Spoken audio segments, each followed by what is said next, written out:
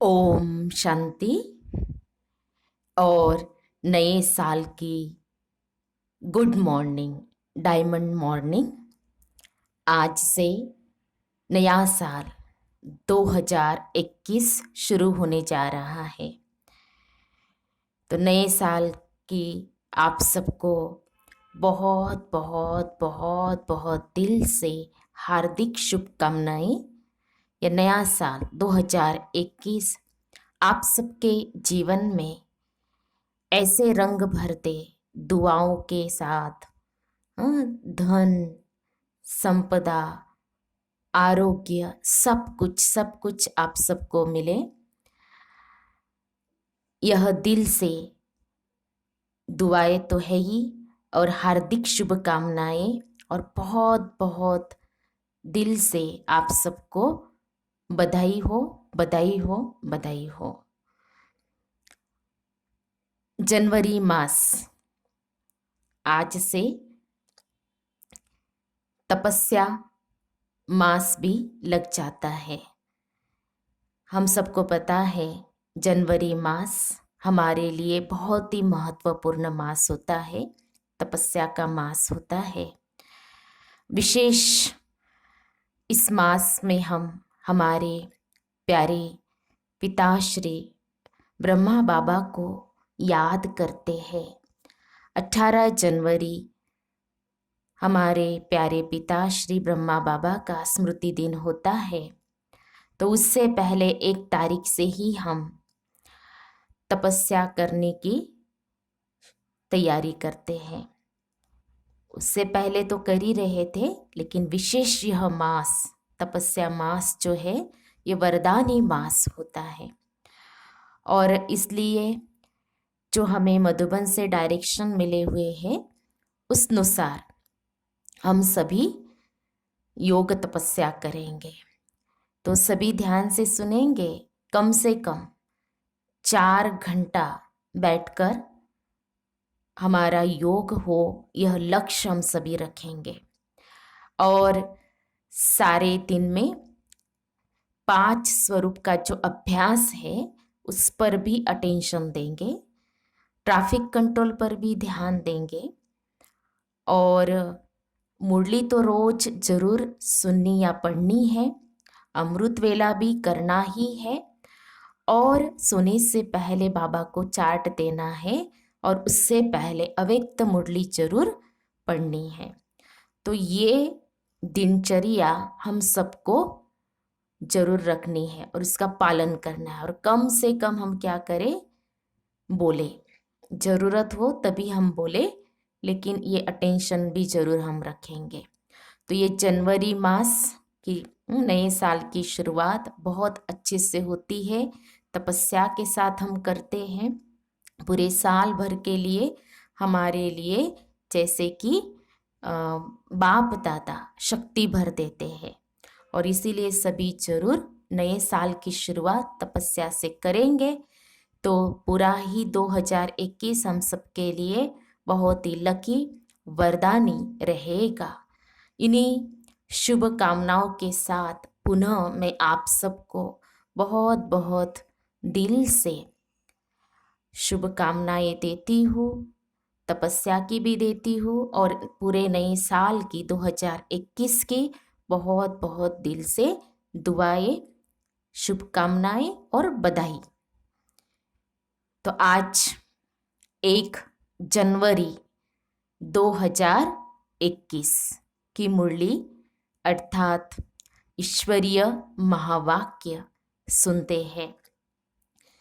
आज प्यारे बाबा ने कहा है कि बच्चे, तुम्हें पावन दुनिया में चलना है तो काम महाशत्रु पर अवश्य तुम्हें जीत पहननी होगी, पावन जरूर बनना पड़ेगा।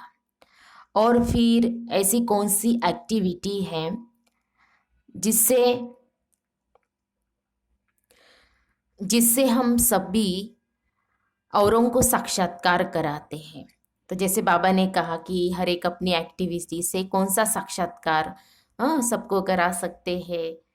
तो बाबा ने बहुत अच्छे से कहा है कि हंस और बगुला, जो हंस होते हैं तो वो क्या करेंगे, वो हमेशा औरों को सुख ही देंगे, और जो बगुले होते हैं वो हमेशा औरों को क्या करेंगे, दुख ही देंगे।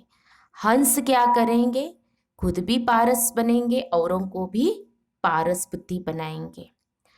तो बाबा ने ये कहा है कि हर एक की एक्टिविटी मना चलन से हम समझ सकते हैं। तो सुनते हैं हम प्यारे बाबा के मधुर महावाक्य, ईश्वरीय महावाक्य अर्थात प्यारे बाबा की मीठी मुरली। आज बाबा कहते हैं, मीठे बच्चे, तुम्हें पावन दुनिया में चलना है, इसलिए काम महाशत्रु पर जीत पानी है। काम जीत जगत जीत बनना है। बाबा ने कहा, मीठे बच्चे, तुम्हें पावन दुनिया में चलना है, इसलिए काम महाशत्रु पर जीत पानी है। काम जीत जगत जीत बनना है। आज की मुरली में प्रश्न है, हर एक अपनी एक्टिविटी से कौन सा साक्षात्कार सबको करा सकते हैं? हर एक अपनी एक्टिविटी से कौन सा साक्षात्कार सबको करा सकते हैं? उत्तर है, बाबा ने कहा, मैं हंस हूँ या बगुला हूँ, यह हर एक अपनी एक्टिविटी से सबको साक्षात्कार करा सकते हैं, क्योंकि हंस कभी किसी को दुख नहीं देंगे। बगुले दुख देते हैं, वह विकारी होते हैं। तुम बच्चे अभी बगुले से हंस बने हो। तुम पारस बुद्धि बनने वाले बच्चों का कर्तव्य है सबको पारस बुद्धि बनाना। ओम शांति। जब ओम शांति कहा जाता है तो अपना स्वधर्म याद पड़ता है, घर की भी याद आती है, परंतु घर में बैठ तो नहीं जाना है। बाप के बच्चे हैं तो जरूर अपना स्वर्ग भी याद करना पड़े। तो ओम शांति कहने से यह सारा ज्ञान बुद्धि में आ जाता है। मैं आत्मा शांत स्वरूप हूँ, शांति के सागर बाप का बच्चा हूँ। जो बाप स्वर्ग स्थापन करते हैं वह बाप ही हमको पवित्र शांत स्वरूप बनाते हैं। मुख्य बात है पवित्रता की। दुनिया ही पवित्र और अपवित्र बनती है। पवित्र दुनिया में एक भी विकारी नहीं है। अपवित्र दुनिया में 5 विकार है, इसलिए कहा जाता है विकारी दुनिया। वह है निर्विकारी दुनिया। निर्विकारी दुनिया से सीढ़ी उतरते उतरते फिर नीचे विकारी दुनिया में आते हैं। वह है पावन दुनिया, यह है पतित दुनिया। वह है दिन सुख, यह है भटकने की रात।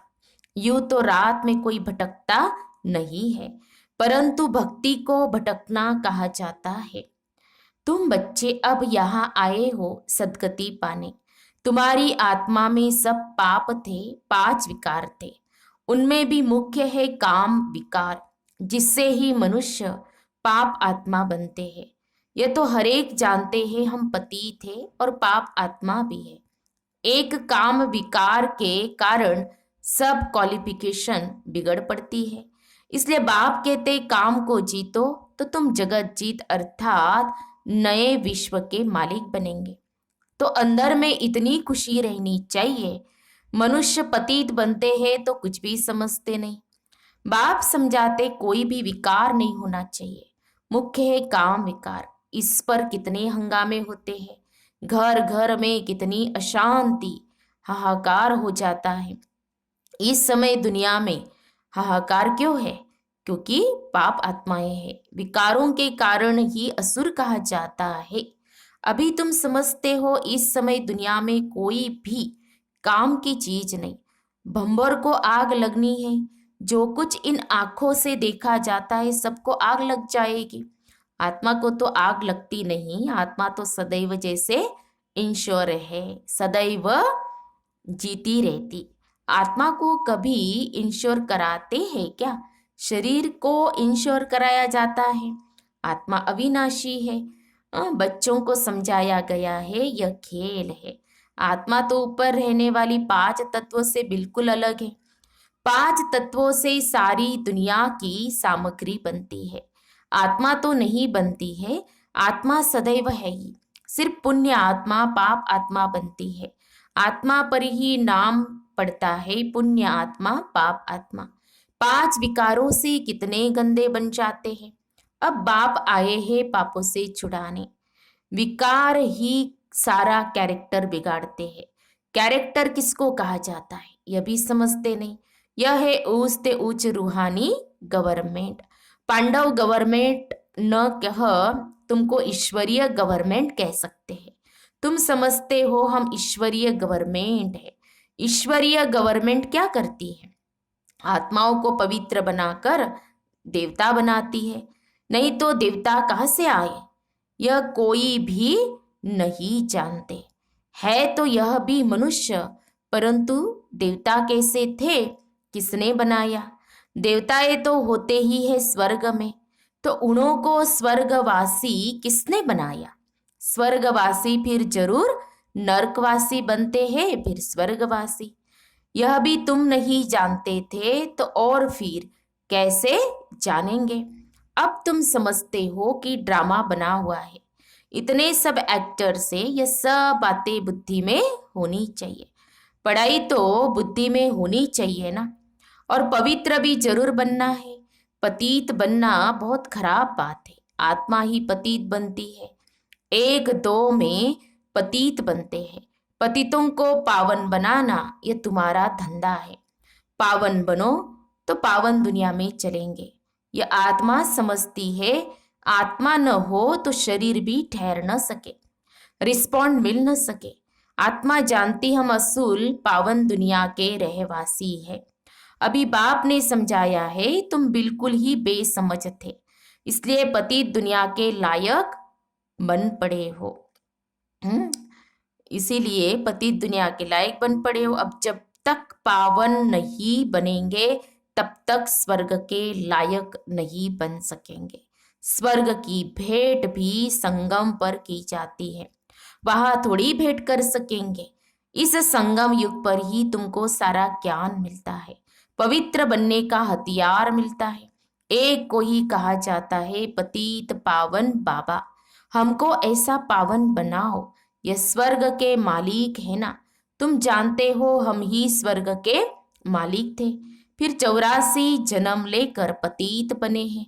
श्याम और सुंदर, इनका नाम भी ऐसा रखा है। कृष्ण का चित्र श्याम बना देते, परंतु अर्थ थोड़ी समझते हैं। कृष्ण की भी तुमको कितनी क्लियर समझानी मिलती है। इनमें 2 दुनियाएं कर दी है। वास्तव में 2 दुनियाएं तो है नहीं, दुनिया एक ही है। वह नई और पुरानी होती है। पहले छोटे बच्चे नए होते हैं, फिर बड़े बन बूढ़े होते हैं। तो तुम कितना माथा मारते हो समझाने के लिए। अपनी राजधानी स्थापन कर रहे हो ना। लक्ष्मी नारायण ने समझा है ना। समझ से कितने मीठे बने हैं। किसने समझाया? भगवान ने। लड़ाई आदि की तो बात ही नहीं। भगवान कितना समझदार नॉलेजफुल है, कितना पवित्र है। शिव के चित्र आगे सब मनुष्य जाकर नमन करते हैं, परंतु वह कौन है, क्या करते हैं, यह कोई नहीं जानते। शिव काशी विश्वनाथ गंगा बस सिर्फ कहते रहते हैं, अर्थ जरा भी नहीं समझते। समझाओ तो कहेंगे तुम क्या हमको समझाएंगे, हम तो वेद शास्त्र आदि सब पढ़े हैं। परंतु राम राज्य किसको कहा जाता है यह भी कोई जानते नहीं। राम राज्य सत्युग नई दुनिया को कहा जाता है। तुम्हारे में भी नंबरवार है जिनको धारणा होती है। कई तो भूल भी जाते हैं, क्योंकि बिल्कुल ही पत्थर बुद्धि बन गए हैं। तो अब पारस बुद्धि जो बने हैं उनका काम है औरों को पारस बुद्धि बनाना। पत्थर बुद्धि की एक्टिविटी वही चलती रहेंगी, क्योंकि हंस और बगुले हो गए ना। हंस कभी किसको दुख नहीं देते, बगुले दुख देते हैं। कई है जिनकी चाल ही बगुले मिसल होती है, उनमें सब विकार होते हैं। यहाँ भी ऐसे बहुत विकारी आ जाते हैं जिनको असुर कहा जाता है।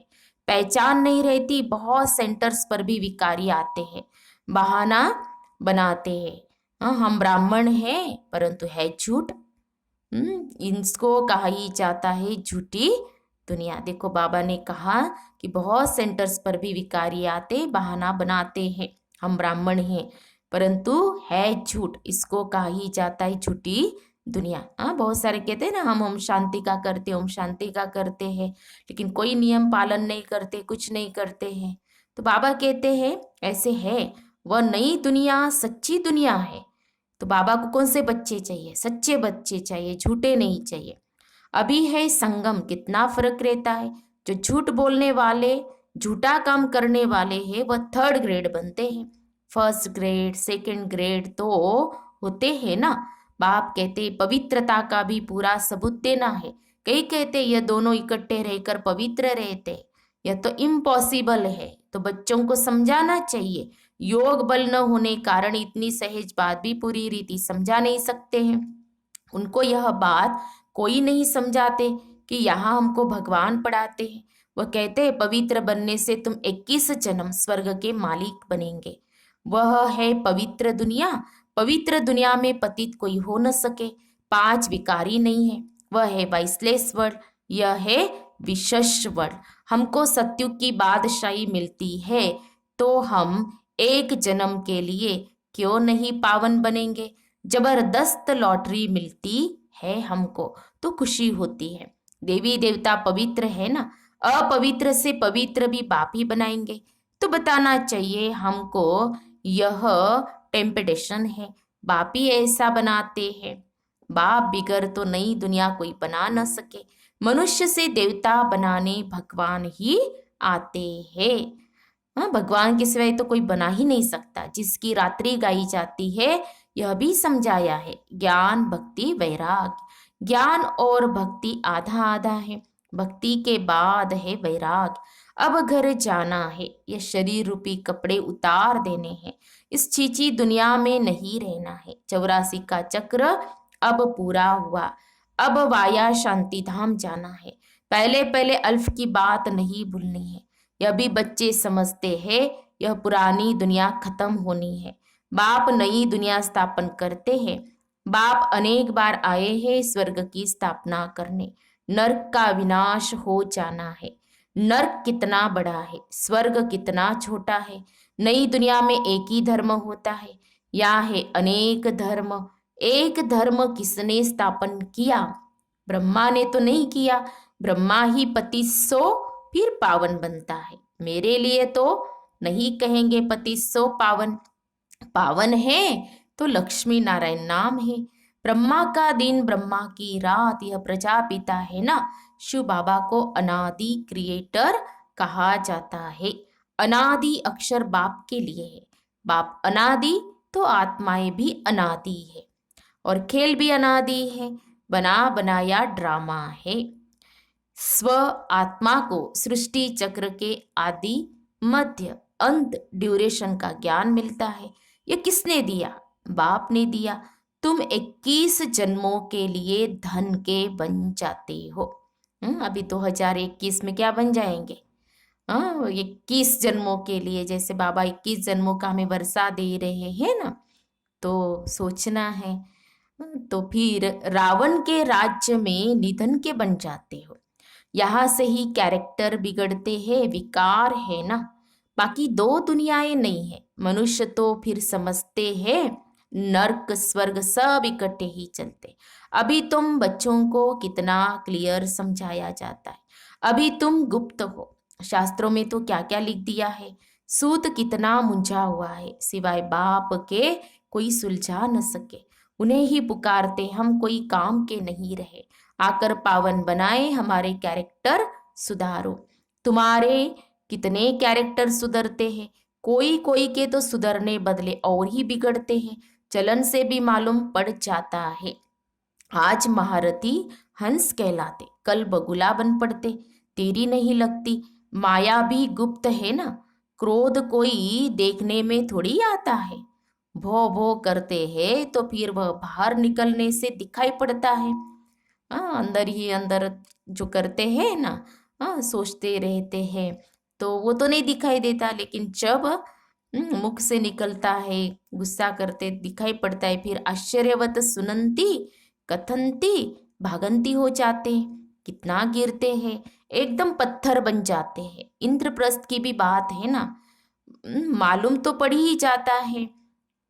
ऐसा फिर सभा में नहीं आना चाहिए। थोड़ा बहुत ज्ञान सुना है तो स्वर्ग में आ ही जाते हैं, ज्ञान का विनाश नहीं हो सकता है। देखो बाबा ने कहा, अब बाप कहते तुमको पुरुषार्थ कर उच्च पद पाना है, अगर विकार में गए तो पद भ्रष्ट कर देंगे, सूर्यवंशी चंद्रवंशी बनेंगे, फिर वैश्यवंशी शूद्रवंशी। अभी तुम समझते हो यह चक्र कैसे फिरता है। वह तो कलयुग की आयु ही 40,000 वर्ष कह देते, सीढ़ी तो नीचे उतरनी होती है ना। 40,000 वर्ष हो तो मनुष्य ढेर हो जाए, 5,000 वर्ष में ही इतने मनुष्य है जो खाने को नहीं मिलता, तो इतने 1,000 वर्षों में कितनी वृद्धि हो जाए। तो बाप आकर धीरज देते हैं, पतित मनुष्यों को तो लड़ना ही है, उनों की बुद्धि इस तरफ आ न सके।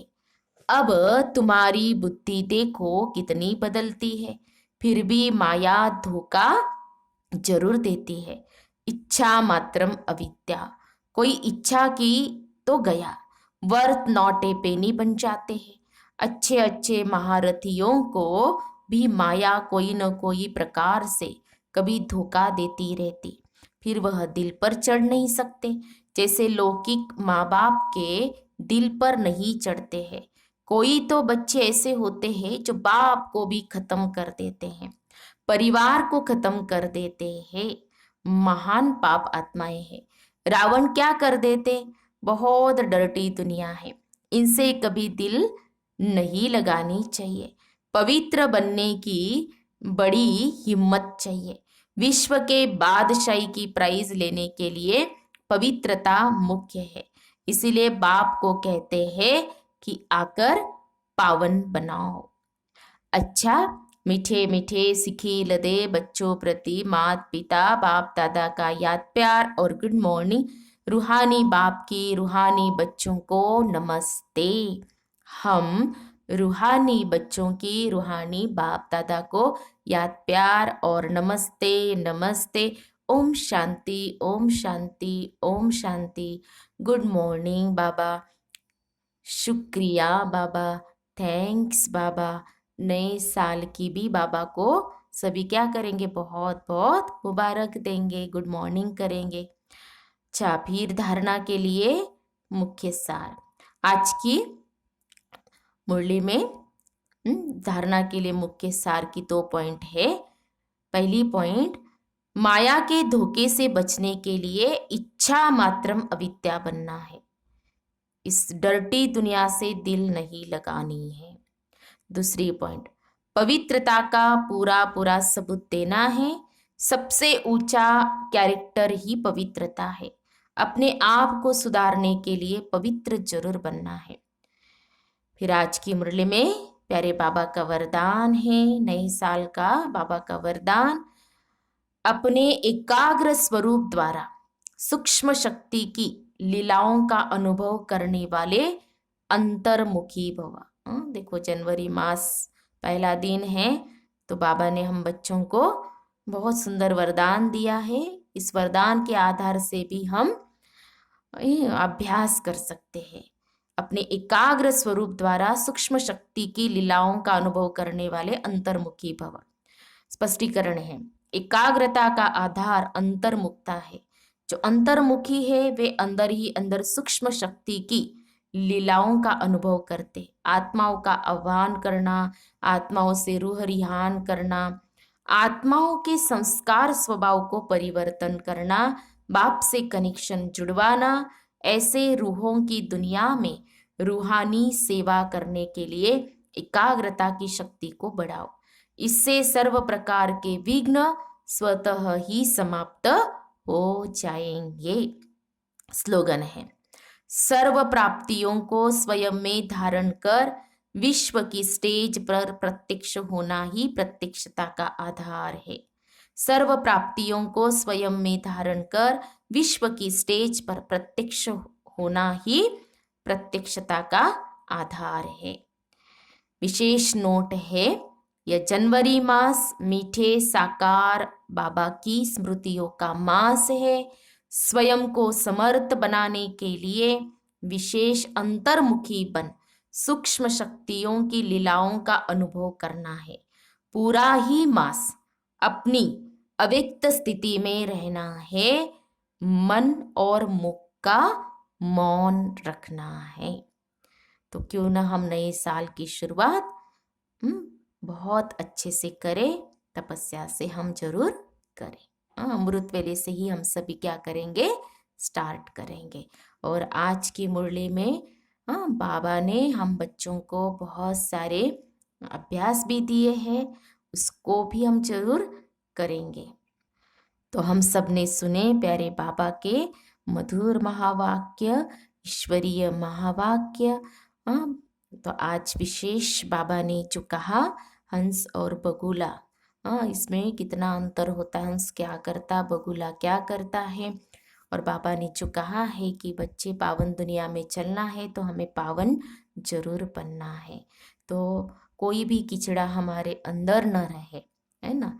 तो शरीर की पावनता तो है ही, ब्रह्मचर्य तो है ही, लेकिन बाबा जो चाहते हैं कि हम आत्मा को एकदम क्या बनाए, पावन शुद्ध बनाए। तो नए संकल्प के साथ इस नए साल की हम सभी क्या करेंगे, शुरुआत करेंगे। तो बहुत बहुत फिर से सबको बहुत बहुत बहुत दिल से मुबारक।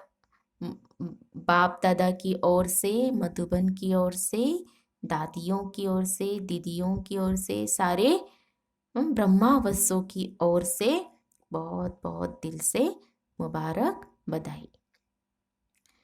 अच्छा, ओम शांति, ओम शांति, ओम शांति।